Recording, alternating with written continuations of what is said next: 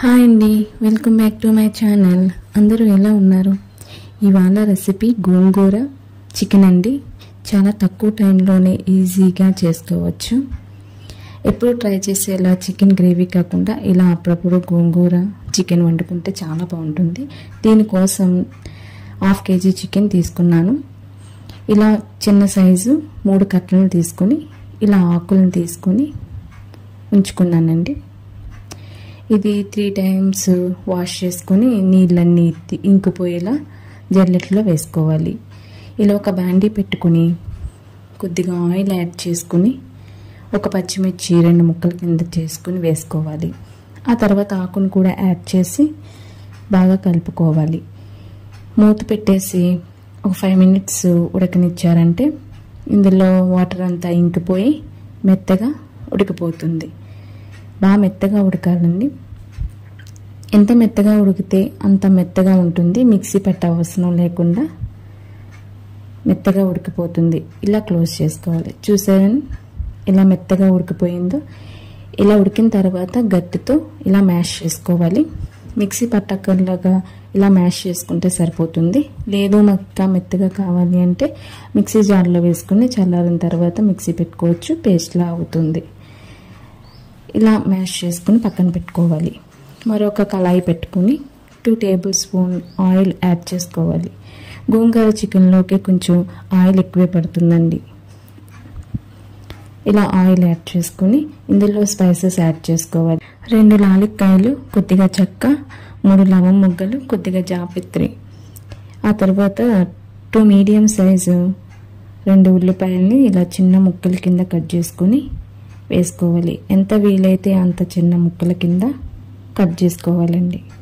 Gravy ఎక్కువ కావాలంటే ఇంకొక ఆనియన్ని యాడ్ చేసుకోవచ్చండి. ఇలా కొద్దిగా ఫ్రై అయిన దాంట్లోకి 2 టమాటోస్ని ఇలా స్లైసెస్ కింద కట్ చేసుకుని యాడ్ చేసుకోవాలి. అలానే మీ స్పైసెస్ బట్టి 2 చిల్లీస్ని ఇలా స్లైసెస్ కింద కట్ చేసుకుని వేసుకోవాలి. ఇవి బాగా మగ్గనివ్వాలండి. బాగా మెత్తగా మగ్గపెట్టుకోవాలి. ఇప్పుడు చికెన్ని శుభ్రంగా వాష్ చేసుకొని ఉంచుకోవాలి. చూడండి చక్కగా ఫ్రై అయిపోయినాయి. ఈ ఫ్రై అయిన దాంట్లోకి 2 tablespoon ginger garlic paste add చేసుకోవాలండి. అలాగే కొద్దిగా పసుపు, 1 స్పూను కారం యాడ్ చేసుకుని చికెన్ని యాడ్ చేసుకోవాలండి. ఈ మసాలా అంతా చికెన్కి పట్టేలా బాగా కలుపుకోవాలి. ఈ చికెన్లోకి వాటర్ వచ్చే వరకు ఉడికించుకోవాలండి. అలాగే కొద్దిగా సాల్ట్ యాడ్ చేశాను, 1 స్పూను. బాగా కలుపుకొని మూత పెట్టేసి ఒక 5 minutes మీడియం ఫ్లేమ్లో బాయిల్ చేసుకున్నారంటే ఇలా వాటర్ వస్తుంది. ఇలా చికెన్ని చెక్ చేసుకోవాలండి. 1/2% బాయిల్ అయితే సరిపోతుంది. తర్వాత ముందుగా ఉడకబెట్టుకున్న గోంగూరని యాడ్ చేసుకోవాలి. యాడ్ చేసుకుని బాగా మిక్స్ చేయాలండి.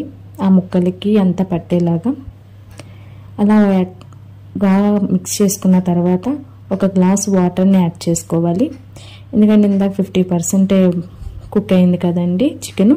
ఇలా వాటర్ యాడ్ చేసి మీ గ్రేవీ థిక్నెస్ బట్టే వాటర్ యాడ్ చేయాలి. అలాగే కొద్దిగా కొత్తిమీర, పుదీనా, కరివేపాకు యాడ్ చేయాలి. ఇందులో కొద్దిగా 1 స్పూన్ గరం మసాలాని వేసుకొని బాగా కలుపుకోవాలండి.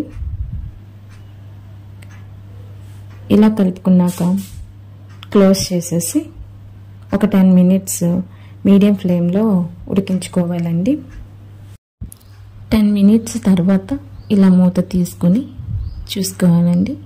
నీళ్ళన్నీ బాగా ఇంకిపోయినాయి. సాల్ట్ సరిపోతే సాల్ట్ని అడ్జస్ట్ చేసుకోవాలండి.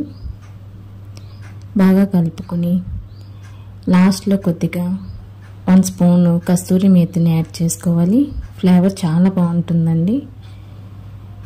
2 minutes క్లోజ్ చేసి బాయిల్ చేసుకున్నాక చూసారా ఆయిల్ ఎలాగా పైకి తేలిందో. పర్ఫెక్ట్గా రెడీ అయ్యిందండి. చాలా టేస్ట్గా ఉంటుంది. ట్రై చేయండి. ఈ వీడియో కనుక మీకు నచ్చితే please like and subscribe and share. Thank you.